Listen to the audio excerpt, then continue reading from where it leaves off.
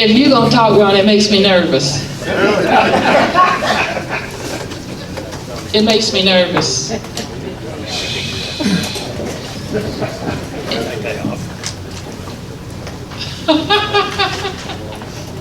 Okay, Ron, I'm going to take privilege to go before you. Okay, Juanita, don't go anywhere. You know, it's been an honor and a privilege to be working with so many district governors. This has just been an outstanding year, as it was last year, the year before, and the year before, and the year before. But this year was sort of rather unusual, and Juanita's already talked about it a little bit. When we had an outstanding speaker, we met her at convention, and she was going to come, was excited about coming from Canada.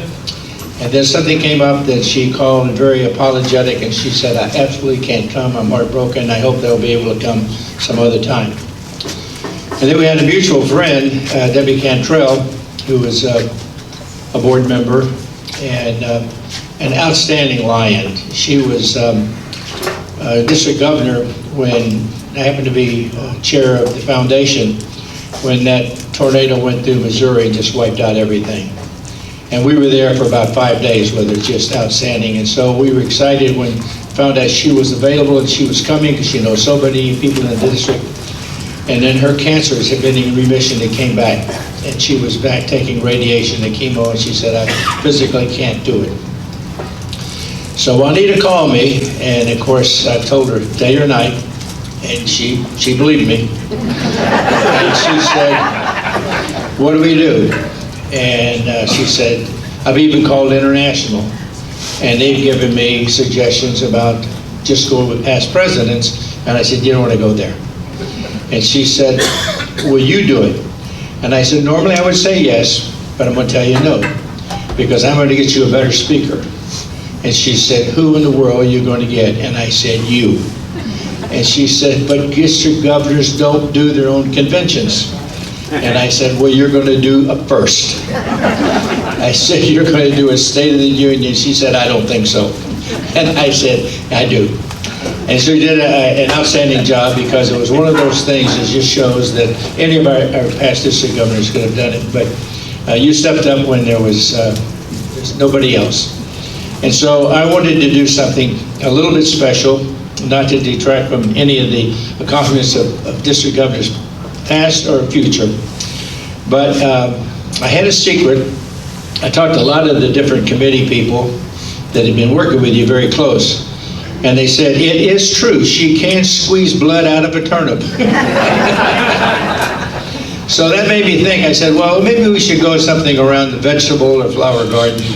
So knowing that you're a gardener and you've got something very much in common with Lion Judy, and so we wanted to do something special to remember that. And so I'm going to give you this over here. I'll take you down to it, but it is a hydrangea plant. It's very unusual because it changes colors with the season, so it doesn't remain one color. It will change completely colors on there. So I called down, and those people that live here in Sanford know that Big Bloomers or whatever it is. Went down there, and I told them what I wanted, and they said, we only have one. And I said, okay, put my name on it. And she said, well, I need more than your name. She said, because there's only one. And this was 2 weeks ago. And I said, we'll be down to get it. Meaning, Judy, would you please go? And so we'd like to present you with this flower. It's green right now. It will change in 3 different colors. And I just want to, on behalf of all the Lions in the district, to say thank you for your leadership.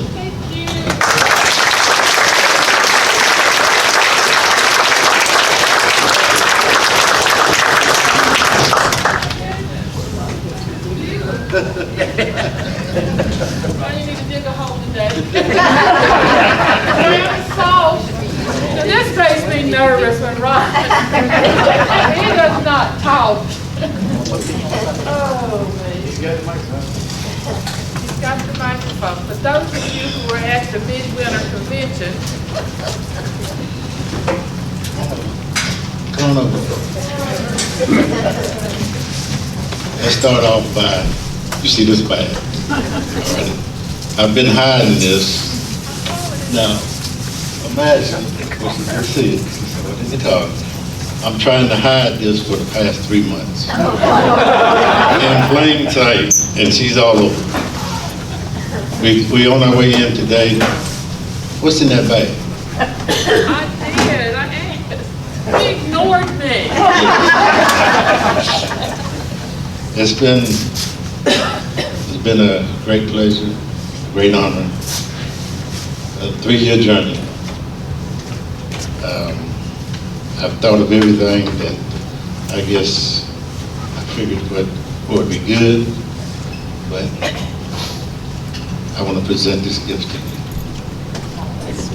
for the pleasure of the 3 years.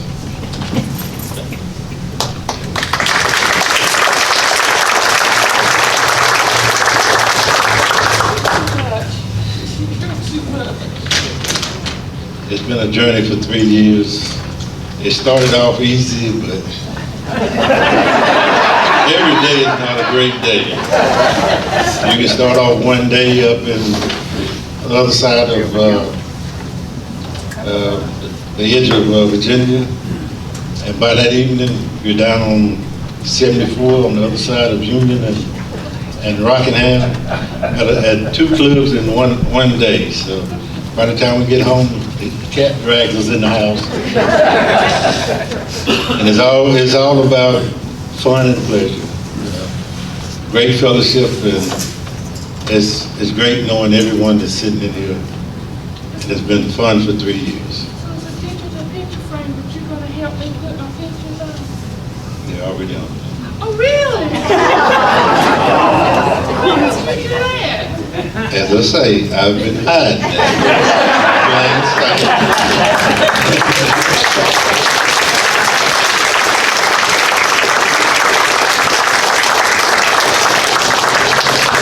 I don't know what to say. I never heard that.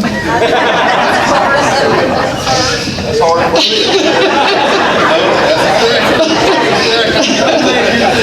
Right, it has been a pleasure working with you and you've been my partner in service. You committed and you did what you said you would do.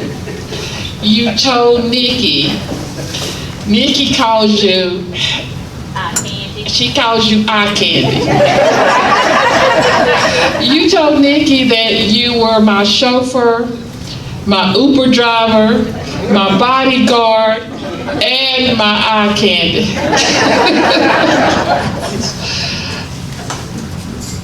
I don't know what to say. Thank you. Thank you.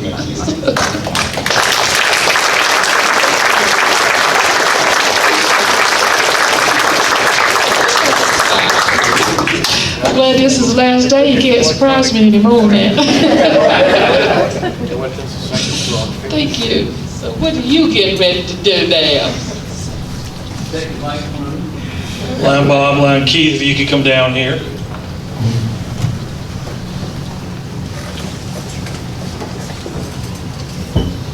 I'm not a crybaby now. I'm really not.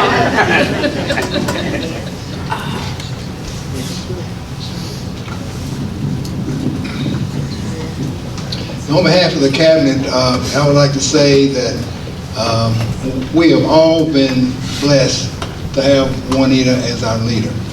I personally have learned quite a bit from her. She has kept me engaged in every activity that we've had along the way. We would go to the Council of Governors meetings 4 times a year, and I would be seated right beside her. I went in as a rookie 15 months ago. I didn't know anything, hardly knew anybody there. Juanita was right by my side to guide me through and tell me which badge to wear and when I should stay in the seats and all the other things. But she was very instrumental in grooming me to someday become a district governor. And I want to say thank you, and we really appreciate what you've done.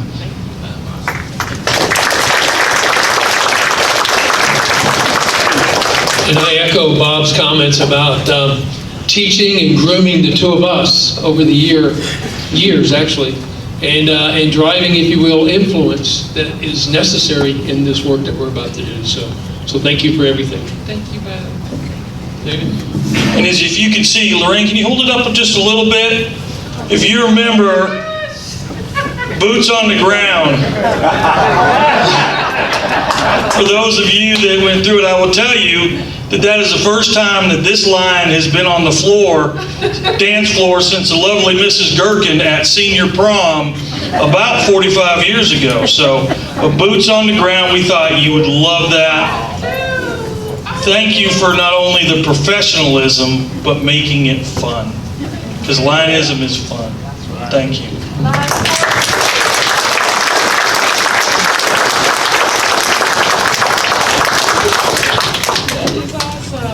Lion Harvey said, first of all, the #1 rule, have fun. That's right. That boot base represents your approach to us this year to put our boots on the ground and make this the most successful district in the state, and you did it. Thank you. And there's a couple more little things in the bag that I want you to look at. You may put your flower back over here. We won't That let is you leave. beautiful. I got a place for it. Good.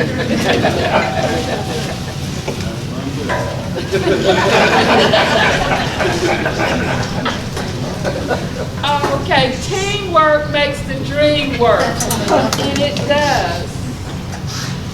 And that's just for fun, for you to wear when you're in your garden. See what that says? It says out of office. And Juanita, you had us find our rhythm together to make bold notes, new beats, and one sound. You get to take the banner home with you and keep it. I just can't believe you still had it. Thank you, everybody, for everything you did to support your district this year and to support me. I really appreciate you just don't know how much it means to be able to call a club, and you go visit that club, and they're very welcoming. They're warm and welcoming when you get there. Everybody is not like that when I talk to other district governors. But when I talk about my district is like that. We're a very loving district. We're ready to help each other. I can pick up the phone, and I got a bunch of you on speed dial. I know, Susan O'Brien, you think you're getting off the hook, but you're not. Because my role this time is leadership and development, so forget it. You didn't get off the hook, my dear, okay? So don't think it. So the rest of you, don't think that you're off the hook. But, I'm an immediate past district governor, but my theme is to serve. Bob asked me, what did I want my legacy to be when we were going somewhere for training one day? And I told him the thing that I wanted to be, I want our district to come together and to work together. And I think that we have accomplished that as a district. What do y'all think?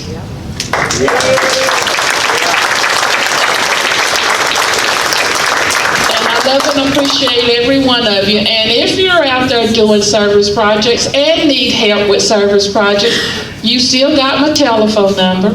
I'm working 2 fairs this year. I got to help make some Brunswick stew. I've already been told that.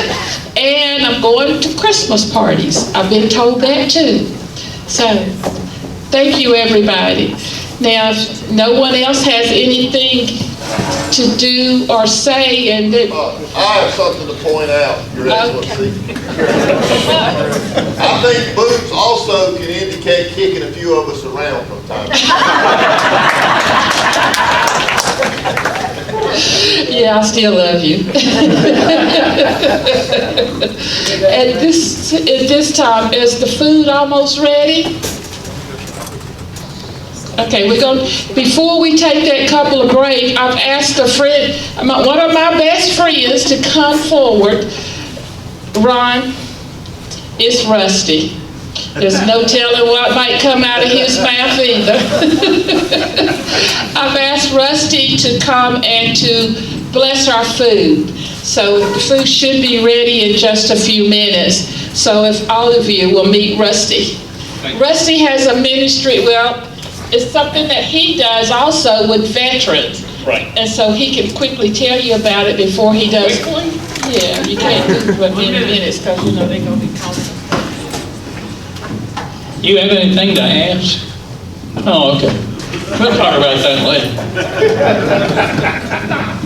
Never have. What she's referring to, you've heard about before. 16 years ago, I started interviewing veterans on video to create oral histories.